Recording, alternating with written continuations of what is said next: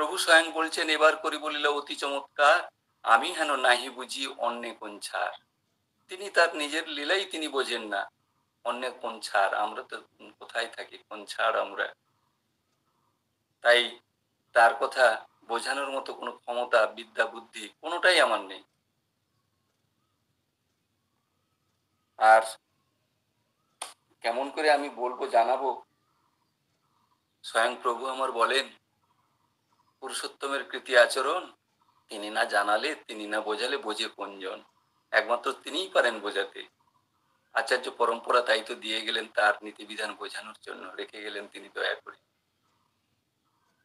আর আমি বললে বা আপনারা শুনবেন কেন আমার কথা? প্রভু আমার স্বয়ং বলছেন, আমি বলে বলে সারাটা জীবন ধরে, ৮০টা বছর ধরে বলে বলে আমার গলার নলিটা ফাঁক হয়ে গেছে, গোটা সুপুরিটা ফোক করে গলে যায়, কেউ আমার কথা শোনে না। আমি যা বলি তা করে না, আমার চলনে চলে না। সারাটা জীবন ধরে আক্ষেপ করে গেছেন তিনি। আর তার কথা কেমন করে বললে লোকে শুনবে?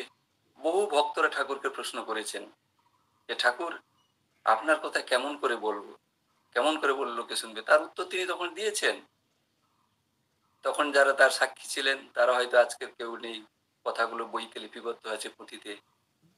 কিন্তু তার জ্যেষ্ঠ আত্মজ পরম পূজ্যপাদ শ্রী শ্রী পিতৃদেব, যাকে আমরা শ্রী শ্রী বরদা বলে জানি, ভক্তপ্রবর হনুমানের মতো সবসময় সোজা জাগ্রত, তার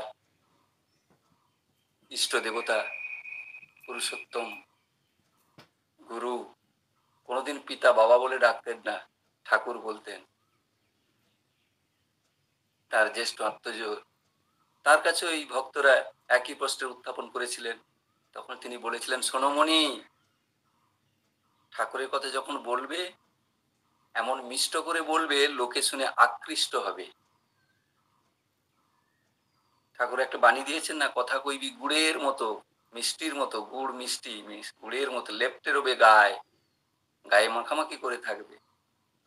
সুষ্ঠ কথা রুষ্ট হলে উল্টো পানে ধায়। একটা সহজ সুন্দর কথা যদি রূঢ় ভাষায় বলা যায়, লোকে শুনবে না, উল্টো পানে ধাইবে। বললেন, তুমি যখন তার কথা বলবে মনে, তোমার দাঁড়ানো, তোমার তাকানো, তোমার হাত নাড়া, তোমার চাউনি, তোমার পোশাক আশাক, তোমার বেশভূষা এমন হবে, তাতেই লোকে আকৃষ্ট হবে। উদাহরণ দিয়ে বললেন, সামনের একটা শুকনো মরা গাছ দেখে কেউ কেউ বলবেন, শুষ্কং কাষ্টং তিষ্ঠতি অগ্রে। একটা শুকনো গাছ সামনে দাঁড়িয়ে। আবার কেউ কেউ বলবেন, নীরস তরুবর পুরত ভাগে। নীরস তরুবর পুরত ভাগে, কি মিষ্টি মধুর লাগলো শুনতে। তাই তার কথা মিষ্টি মধুর করে বলতে লাগে। আজকের এই যে সৎসঙ্গে উপস্থিত হতে পেরেছি, প্রভু আমার এখানে আছেন স্বয়ং,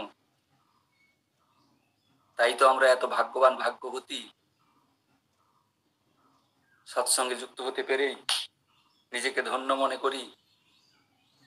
গীতায় আছে না, কোথায়, নাহং তিষ্ঠমে বৈকুণ্ঠে যোগিনাং হৃদয় নচ মদ ভক্তা যত্র গায়ন্তী তত্র তিষ্ঠমি নারদ। ভগবান দেবর্ষি নারদকে, তার প্রধান শিষ্যকে বলছেন, আমি যোগীদের হৃদয়ে থাকি না, বৈকুণ্ঠ ধামেও থাকি না। আমি থাকি সেখানে যেখানে আমার গুণকীর্তন হয়, গুণগান হয়, যেখানে আমার ভক্তরা সমবেত হয়ে গুণকীর্তন করেন, সেখানেই আমি উপস্থিত থাকি, বর্তমান থাকি। তাই প্রভু আমার এখানে স্বয়ং আছেন। আমার আচার্য যিনি, তিনি আছেন। আচার্যই তো প্রভু আমার স্বয়ং। এই আচার্য পরম্পরা আমাদের কাছে মহা পাওনা, চরম পাওয়া, পরম পাওয়া আমাদের। কোনো কালে কোনো যুগে যা সম্ভব হয়নি আচার্য পরম্পরা রেখে যাওয়া। তবে অনেকে যে বলবেন, অমুক ধর্মীয় প্রতিষ্ঠানের সাইনবোর্ডে জল করে টাঙানো থাকে, লেখা থাকে শ্রীমৎ আচার্যের নাম অমুক আচার্য, তাহলে তারা কারা? তারা আচার্য নন, কোনো কালে ছিলেন না, রেখে যাননি। তারা কারা? তারা তার শিষ্যের মধ্য থেকে শ্রেষ্ঠজন যারা, তারাই দায়িত্বভার নিয়েছেন।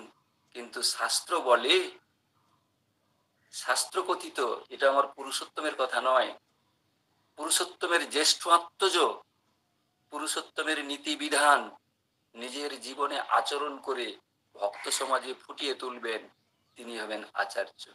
পুরুষোত্তমের জ্যেষ্ঠ আত্মজ, এই কথাটি শাস্ত্র কথিত। পুরুষোত্তমের জ্যেষ্ঠে জ্যেষ্ঠে আত্মজে আত্মজে বংশ পরম্পরায় আচার্য পরম্পরার আশীর্বাদ তিনি করে গেলেন। তাই তো আমরা এই জ্যেষ্ঠ আত্মজে আত্মজে পরম্পরায় আচার্য পরম্পরা পেয়েছি।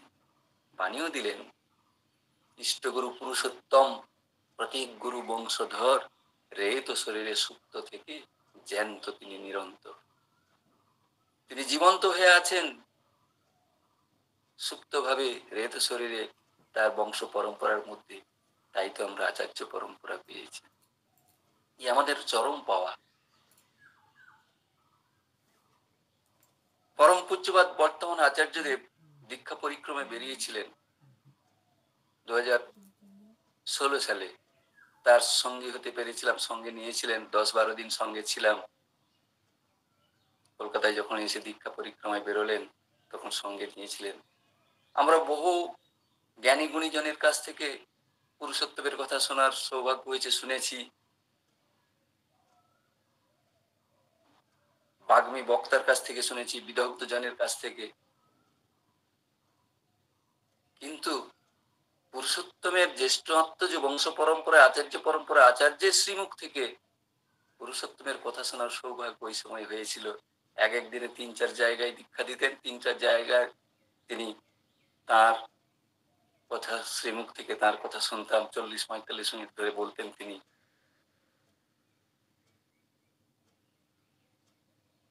আমরা প্রভুর চরণে প্রণামী রেখে প্রার্থনা জানাই প্রভুর চরণে, যে ঠাকুর আমাকে ভালো রেখো, ঠাকুর আমার সন্তান সন্ততিকে ভালো রেখো, আমার সন্তানে ভালো একটা চাকরি হোক, আমার মেয়েটার ভালো বাড়িতে বিয়ে হোক, আমার চাকরিতে পদোন্নতি হোক, আমার ব্যবসা উন্নতি হোক, আমার গাড়ি হোক, বাড়ি হোক, আমার স্ত্রী পুত্র পরিবার পরিজন আত্মীয় স্বজন সবাই ভালো থাকুক। প্রত্যেকটা দিন প্রণামী বাক্সে প্রণামী পয়সা রেখে ঠাকুরের কাছে প্রার্থনা জানানো। কিন্তু যেই তিমিরে সেই তিমিরেই রয়েছি, কোনো পরিবর্তন দেখতে পাচ্ছি না। তাহলে প্রভু কি আমার প্রার্থনা শুনছেন না? প্রভুর কাছে এতজন মানুষ গিয়ে কত কিছু প্রার্থনা করে আমরা প্রার্থনা করছি, কেন তার ফল পাচ্ছি না? এই দীক্ষা পরিক্রমায় তিনি যখন তার শ্রীমুখ থেকে বলছেন, আমরা প্রভুর চরণে প্রণামী রেখে নিজেদের জন্য, যে রক্তের সঙ্গে সম্পর্কিত এমন যে জন আছে তাদের জন্য প্রার্থনা জানানোকেই বলছে সকাম প্রার্থনা। প্রভু মঞ্জুর করেন না।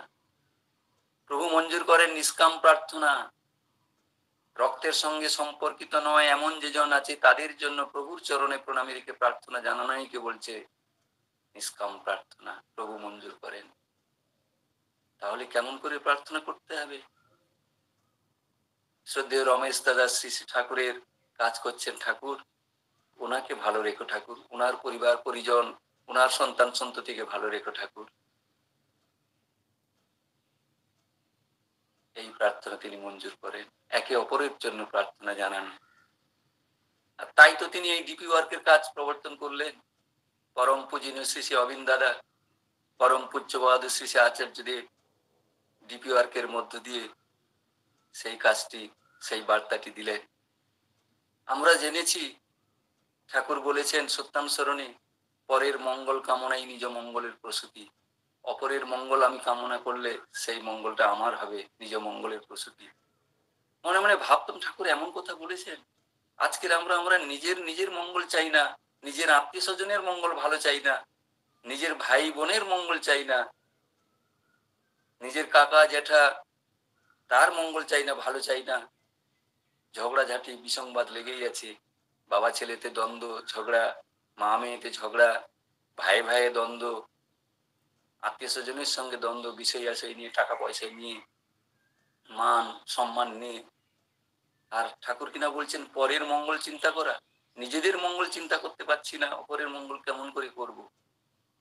আর সেই সুযোগ হচ্ছে এই ডিপি ওয়ার্ক। যারা এই 2 বছর প্যান্ডামিক সিচুয়েশনে যজন যাজন ইষ্টভীতি থেকে অনেক দূরে সরে গেছে, সস্তেনে সদাচার ব্রত অভ্যস্ত নয়, ভুলে গেছে তারা, তাদেরকে আবার যজন যজন ইষ্টভীতিতে উন্মুক্ত করে দেওয়া, ষষ্ঠীনী সদাচার ব্রততে অভ্যস্ত করে তোলা,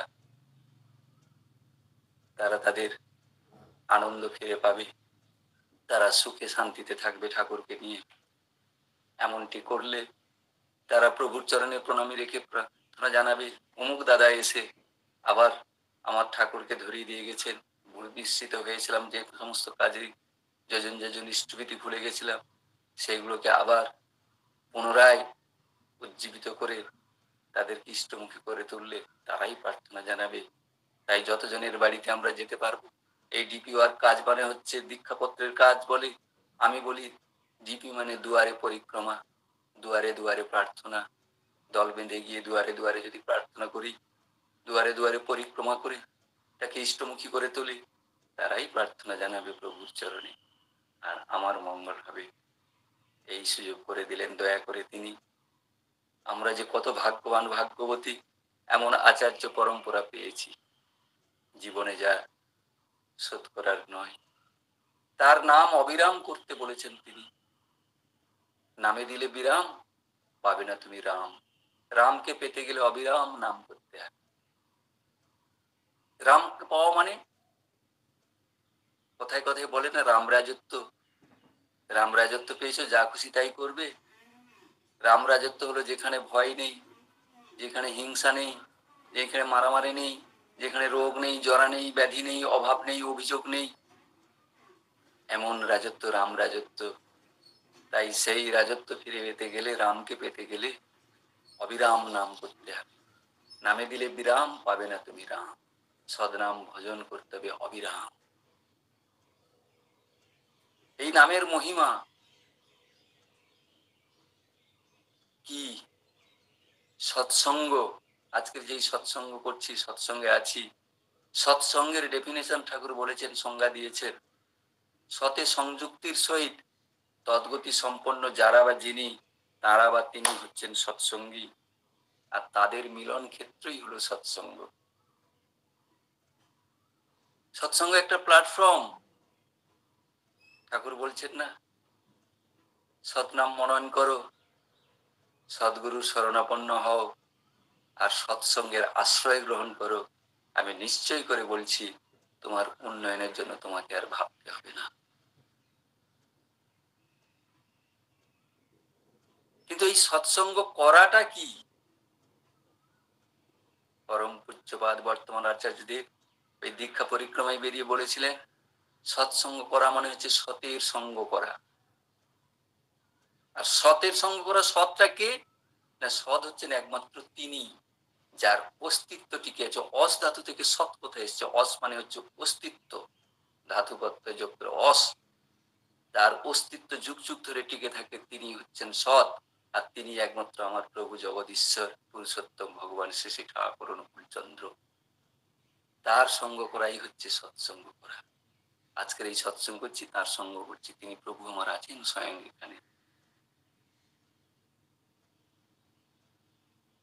তাই তিনি যে পঞ্চনীতি দিলেন, যজন যাজন ইষ্টভীতি সস্তেনী সদাচার, আমরা সবাই জানি এই যজন কি, যাজন কি, ইষ্টভীতি কি, সস্তেনী সদাচার ব্রত পালন করে কি, সবাই আমরা জানি।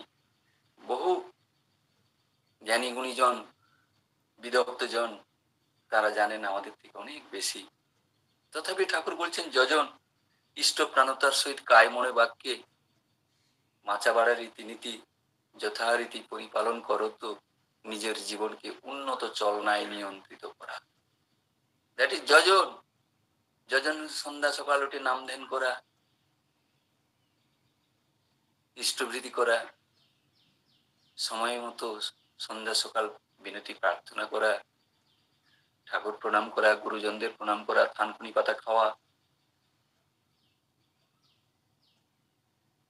সস্তেনী ব্রত পালন করা,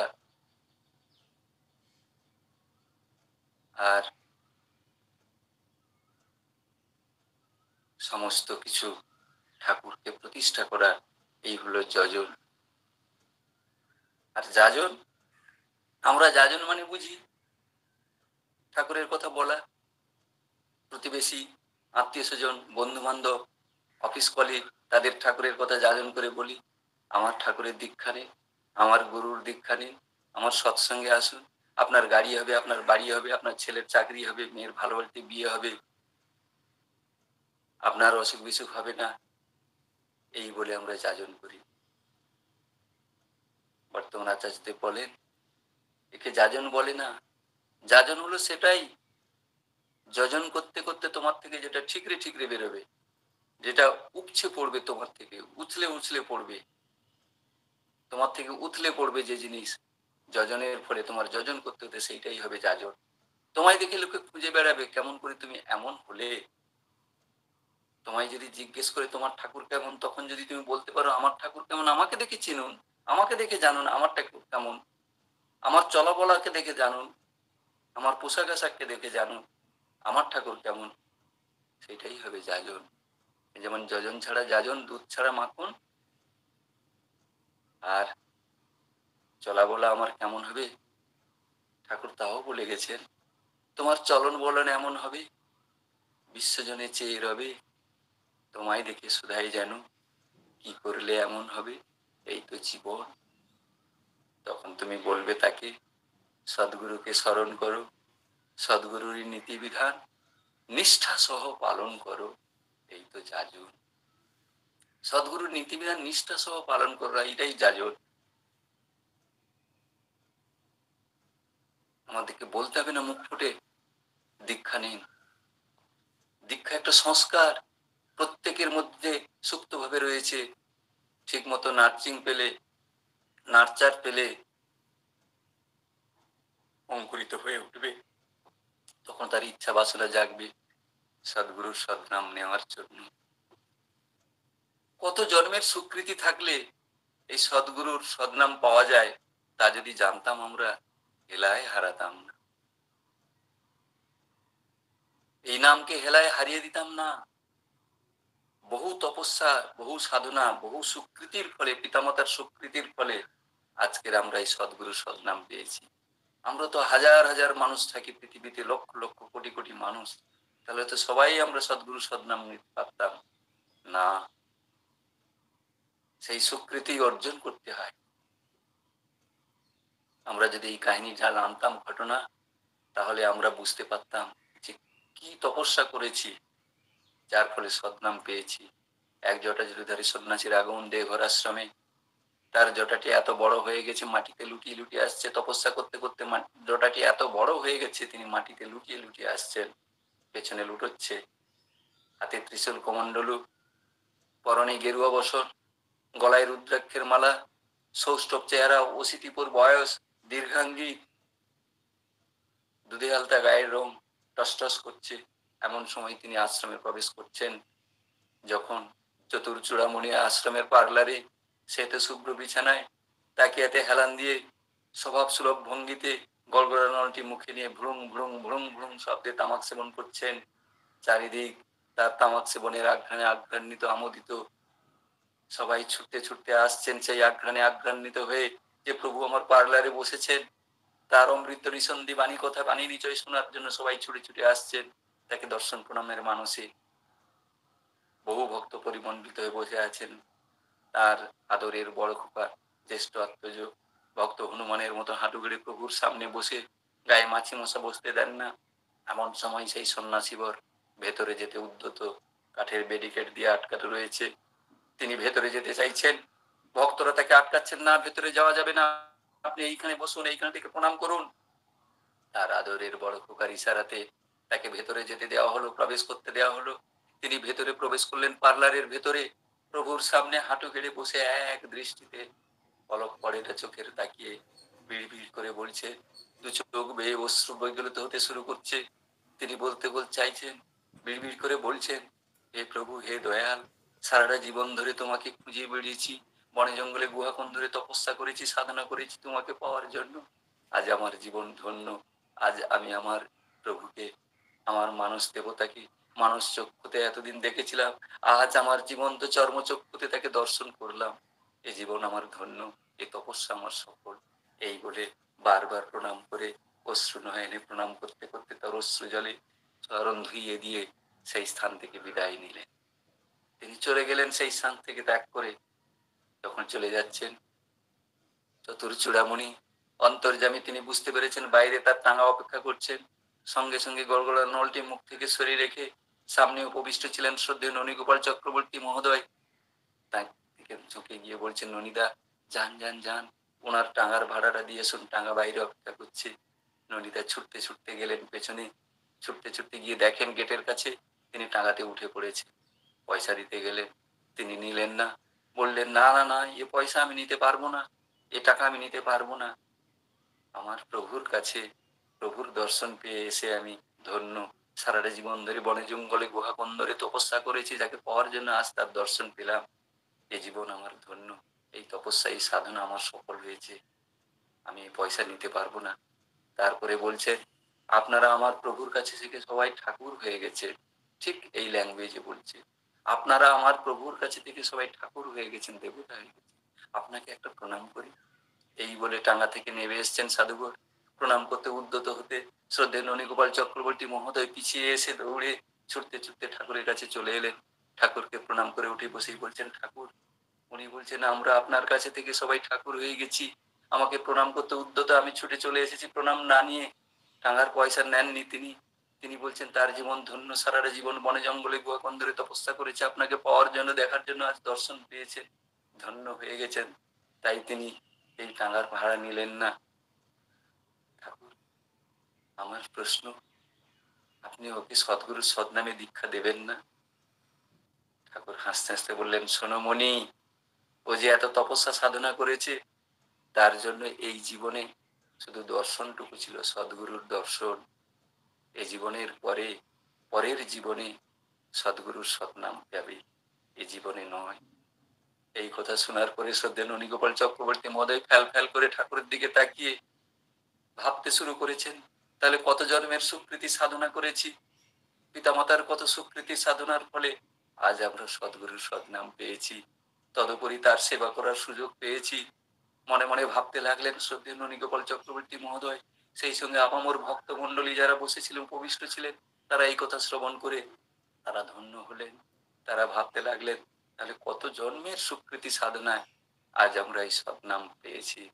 আমরাই তো ছিলাম সেই সত্য যুগে শ্রীহরির সঙ্গে, সেই ত্রেতা যুগে প্রতীক পাবন শ্রীরামচন্দ্রের সঙ্গে, সেই দাপর যুগে পুরুষোত্তম শ্রীকৃষ্ণের সঙ্গে, কলিযুগে হজরত মোহাম্মদ, যীশু খ্রিস্ট, বুদ্ধদেব, গৌরাঙ্গ মহাপ্রভু, নদের নিমাই অবতার বরিষ্ঠ শ্রী শ্রী রামকৃষ্ণদেব, তাদের সঙ্গে ছিলাম আজ। তাই আমরা শ্রী শ্রী ঠাকুরকে সদ্গুরু রূপে তার সদনাম পেলাম।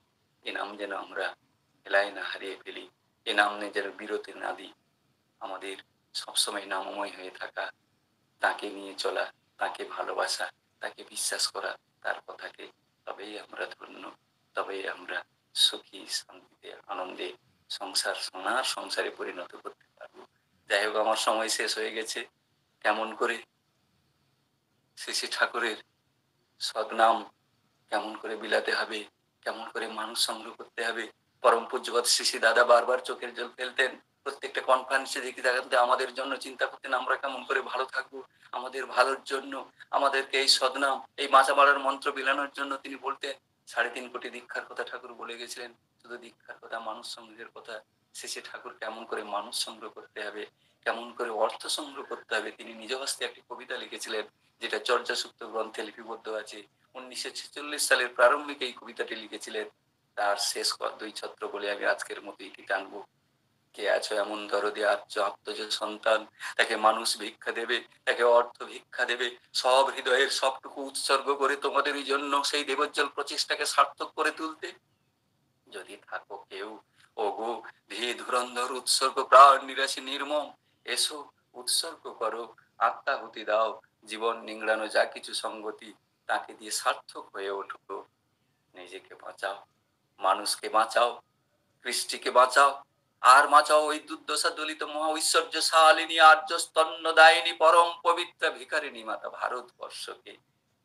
ধন্য হও, নন্দিত হও, ঈশ্বরের অজচ্ছল আশীর্বাদকে মাথা পেতে লাও, শান্ত হও, শান্তি দাও, অস্তিত্ব অভ্যুত্থানকে অনন্তের পথে অবাধ করে রাখো। স্বস্তি, স্বস্তি, স্বস্তি। প্রত্যেকে আমার আন্তরিকরা সশ্রদ্ধ জয় গুরু জানি শেষ করছি। বন্দে পুরুষোত্তমম, বন্দে পুরুষোত্তমম, বন্দে পুরুষোত্তম। জয় গুরু।